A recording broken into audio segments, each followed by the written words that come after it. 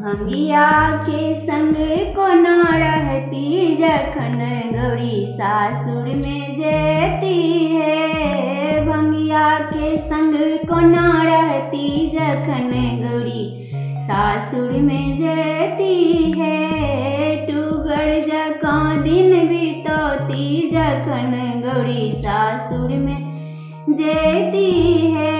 नहीं चानी शिव के घर घराड़ी, नहीं चानी शिव के घर घराड़ी।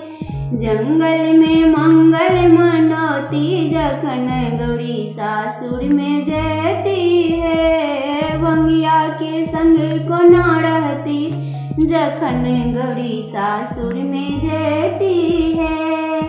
नहीं छानी शिव के खेती पथारी, नहीं छानी शिव के खेती पथारी।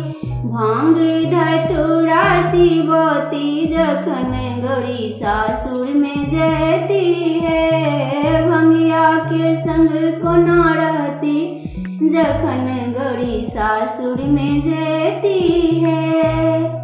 नहीं छानी गौरी के सासु ननदिया, नहीं छानी गौरी के सासु ननदिया।